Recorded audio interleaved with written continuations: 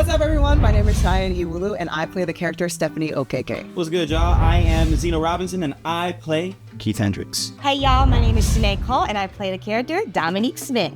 Hey, everybody. I'm Grayson Niles, and I play Connor Ross. And together, we are the cast of The Comic Shop, baby. We are the Avengers. Assemble. Today, we're going to be answering your burning questions. All of the questions you have asked us Yes. since the trailer dropped. Hopefully, they're normal. Be normal, please. Wow. What an excellent question. Well, first of all, that's your opinion. I wonder who asked. What a great question. You know, Surely it wasn't Zeno himself. Surely Zeno would never ask a question like that. Just say Dash, not Zeno. See, exactly. Robinson. Proof that it wasn't me. You know, I just show up to set sometimes and just I let the brain do the rest. You know, Yeah. the old funny noggin going, and you know, that's what you see. It's in the dreads. It's in the dreads, really. Once they're off. I lose my powers. Yeah. I lose my funny powers. Episode 5. I think episode 5. I know I love all of them, but episode 5 is so funny just because of like all the moving parts. Yeah. I had a lot of fun. That's it. I gotta say the D&D episode. Yeah, I was gonna say that. Yeah. I think that like with all the costume changes and like it was just like a different sort of like, I don't know. It was like a different sort of episode than our usual episodes. Mm-hmm. Yeah. There were just really funny moments too. I would have to say it's a tie between episode 2 and 6. 2 because I felt like we were in like a Scooby-Doo episode. There was a lot going on. And then the last episode, there was just like, I don't want to give too much away, but it was just, you gotta watch it. Mm-hmm. Yeah. Yeah. Mine's definitely 4. I mean, I'm kind of biased because I got to do a lot and I got to have a lot of fun and do a lot of fun voices and characters. Oh my God, yeah. Even though I had to adjust some of the wardrobe because my face got a little irritated after the first half of the day, but you know, it was worth it. It was so good. Yeah, definitely 4. 4 is a blast. Ooh. I think episode 5. Yeah. I think episode 5 for sure. I think apparently the first time I broke character was when Zeno improvised, and I just couldn't hold it in anymore. Which one? I don't want to give any spoilers, but It was coming out the bathroom. yeah. Okay. yeah. Again, I feel like it was the D&D. There's so many like crazy like things happening all at once. With like not just like you and like the costume, but also like the other D&D players. They're so like Yeah. Oh my God. Yeah. Everybody was so funny. everybody was committing like full on, and I thought it was so funny. I would have to agree with Cheyenne episode 5 because we have some special guests in that and they were like, their lines were just so funny. Again, I'm just kind of jumping on everyone's answer, but yeah, 4, 5's great. All the stuff that I love, all the things that we got to do with. Again, not spoiling too much, but the investigating we got to do. Yes. You have such a freaking funny line. What's that line that I always laugh at that you do? The Joker line. Oh yeah, that was Yes. bad. Oh my God. It was so hard for me to get through a take. Yeah, That's so freaking funny. the homage to. Yes, that's what we Yeah. were just talking about. Oh, okay. Favorite artist is, and I hope I'm saying his name right. I've never heard it said verbally, but Mikhail Janin.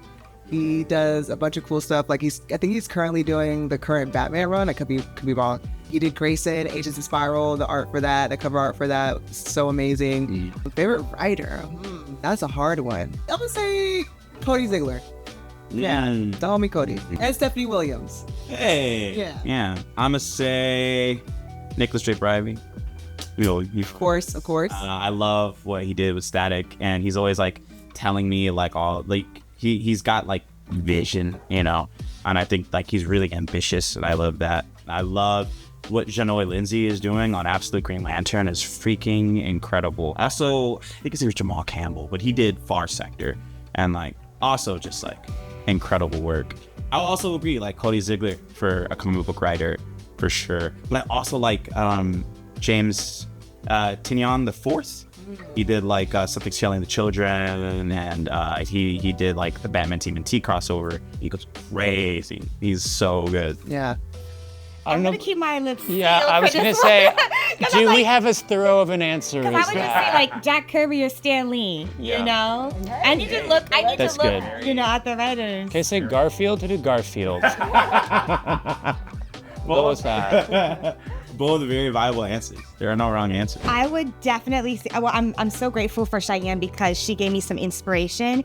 And then as I was like workshopping the character, I was like, okay, there's 3 people that I have in mind. I would say that Dominique is a mix of Fran Dresser from The Nanny because of her outfits, SpongeBob SquarePants energy, and then I would say Harper from Wizards of Waverly Place. All mixed in one.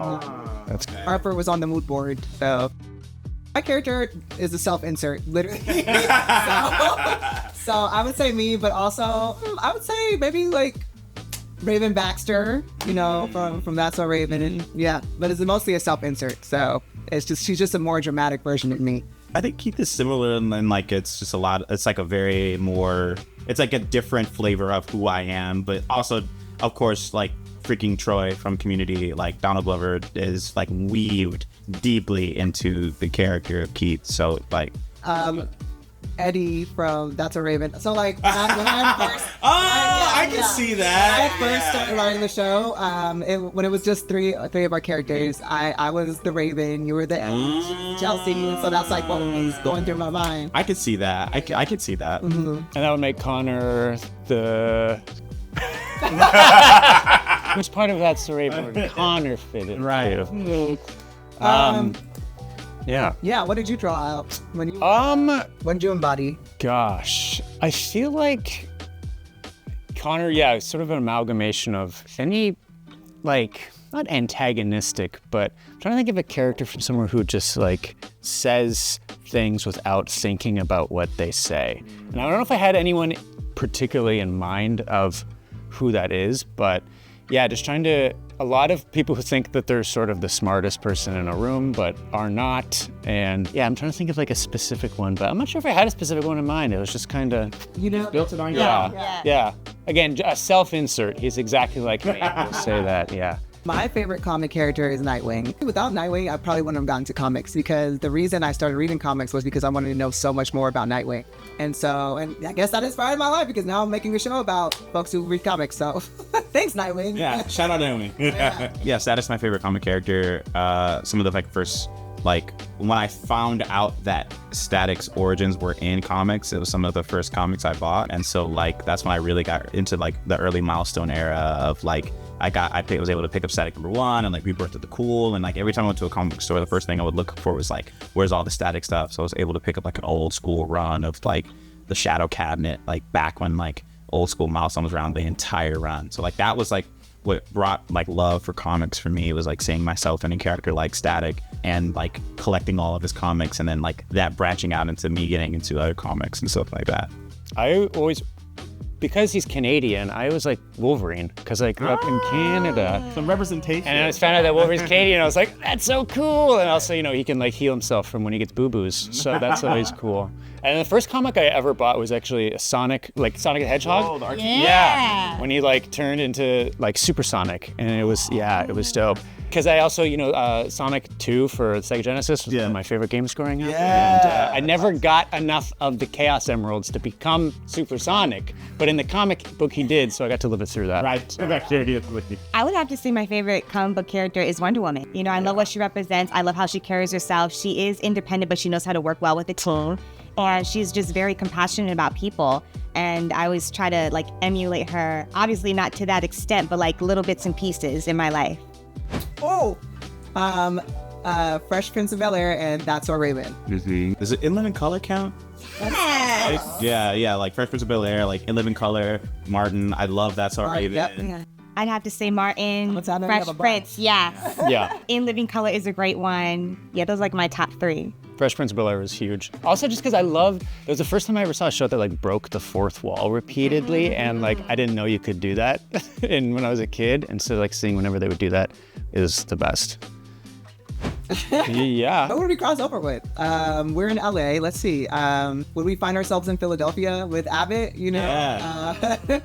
I think St. Vincent. Is that St. Vincent Medical? Oh, St. Oh, Dennis yeah, Medical. St. Dennis Medical. It's medical. Yes. I think they're in LA. I think they're based in LA. So maybe there's an episode where we go to the hospital. It could be cool if like literally Issa from Insecure shows up. That would be awesome. Yeah, it's just like on a random episode. Like, yeah. That would be really sick. Lunch? I don't know, just getting to work with people that are like so like-minded, and I feel like everybody on that set, that was like the chillest set I've ever been on. Like everybody was like-minded, everybody's a nerd. Like it was just like working with family 3 weeks. It was such a smooth set experience. The best part was everybody involved. Like everybody was like funny and fun, and we all like just wanted to make something really good. And, like it was like a dream of a few weeks of like just, you know, it didn't even feel like going to work. No, it's not like we were playing every day. Waking up, like I had to remind myself many times of like waking up and being excited to go work. I'm like, dang, I'm grateful for that because it was so much fun every day. So make sure we got to do it again. Just sad. My schedule. Yeah. Us versus Zeno's schedule. There was a couple that got in a fight outside one day that shut us down for a little bit. Yeah, it was that. Really? They were, not part of the set, You may no. not have been there. Yeah, they No, were it was yelling like and a screaming. random couple. Yeah, That's right. Yeah, like you're a right. random couple yelling and screaming. I guess somebody had cheated and the lady was yelling. I Hear that? And I was like, oh wow. Well, my character's a self-insert, so So like in I guess in every way. She's very dramatic, very full of anxiety, always stressing about something, even the little things. She stresses about big things and little things alike. She is a people pleaser. She wants to please her mom and dad so bad. She's also a dreamer. She's also a big dreamer. And I feel like, you know, like I said, as a self-insert, these are all the things that I have struggled with or like, you know, embody and things like that. So Keith like marches to the beat of his own drum, and a lot of aspects of Keith I think are just like me if I like it didn't have a lot. Yeah, you know, like and just me if I were a little more freer, you know, like so like Keith got to do a lot of things that probably like Ray would be like, no, don't do that, that's weird, you know, like, oh, don't do that, and might like make, you know, like Keith would just do it. So like I think like there's an aspect of myself that I see in that I really think is real cool. I would say with Dominique, her just being positive. You know, I always try to be positive, you know, no matter what I do. And then also like her fashion sense. Like she likes to have fun with fashion, and I always try to do that. I mean, obviously right now, but I'm not right now, but like She's a fashion. But yes, I definitely see a lot of like similarities when it comes to that stuff. Connor and I both love D&D, that's for sure. I feel like something about Connor finding ways to be vulnerable, I think was a big thing for Connor, and like kind of letting his guard down a little bit. And I feel like that's something that I definitely had to learn when I was younger. So I can relate to that to a degree, and struggling to find a community, or struggling to like find people that he'd be really comfortable around and be himself around. So that part of him I really connected with and felt for sure. Yeah. So I think my villain name would be Clark Cunt. Yes, I'm very obsessed with that name. And what would my powers be? I feel like I would be Superman, but like regular. Like I would be Clark Kent, but Superman powers. So like that would be my disguise. Would be Clark Kent. I don't know. Something weird. So like a regular person, just, you know, being out in the world. And that's my disguise. Like if I was a villain, which it's really hard to think of because I don't think I'd ever be a villain. I feel like my name would still be Zeno. I think that could be a really imposing name in a villain context. Maybe I'd say like Zeno or something. I think that's So with an X. You know, yeah, you know. My powers, I don't know. Maybe like some sort of like mind manipulation powers. You know, like bend people to my will kind of thing. Yeah, everybody, the weight in the room just. My weakness? Maybe he's like his own worst enemy or something. You know, like he's good at manipulating others, but he like convinces himself of, I don't know, some sort of like, he can be manipulated himself by others maybe. Like he can be his own worst enemy. Steve. I would say if I had a villain name, the villain's name would be Remix. And basically, you're going about life. If you're living a mundane life, you know, they go to him and say, hey, I want to remix my life. They remix it. And then if it's going really well, then he gets upset about it. So that would be his weakness because he doesn't want it to go well in this new remix life. That's cool. That would be like, I don't know, bad remixes of good. That's cool. I think I would just be Slender Man. And just the exact same. I can just kind of stand, and then when you're not looking, I get closer, and it's just creepy and weird. Yeah. Sorry. Yeah. All All my hench people will be bad bitches. That's exactly what I was gonna say. Fashion Nova dresses. No, I'm just kidding. Yeah, I feel like it would be something a lot better than what the Joker be having going on. You know, you got them like masks and stuff, clown makeup, something a little bit more stylish, maybe. I don't know. Yeah, like I would need like long cloaks, like long, all Like black. Organization 13. You know what I'm saying? Yeah, hoods up. Yeah. The piano plays in the background. Yeah. I'd have all mine with like just wearing like construction worker gear or like things that like no one would blink an eye at in society, so they could just kind of walk around and go anywhere they need. Because you're not gonna, if someone has a, you know, hazard vest on and a little tool belt, no one's gonna question when they walk into a bank. They're just like, oh yeah, this should be here. I would have to say like the color green, because I feel like there's so many villains that have green or their outfits are green. I'd always thought Angel's power was kind of like not all that. Like in the X-Men, like he's just like can fly. You know, I was like, you know, that's he was like. I think it would suck to be able to read people's minds. I think that would, like, if you heard everyone's thoughts all the time, I think that would not be fun. That's what I was saying. I was like, whatever Jean Grey got going on, where she's like passing out every time, I don't want that. Keep it away from me. Keep it away. I already get migraines on a daily basis. Right. Her and Professor X, like I'm good on mine stuff. A C tier level villain. I'm gonna say Cheyenne for that. Me? Yeah. Or Stephanie? Both. What counts as C tier? What's a C tier? Like Just like I guess like a easily defeatable? like Calendar Man. Is that like C tier?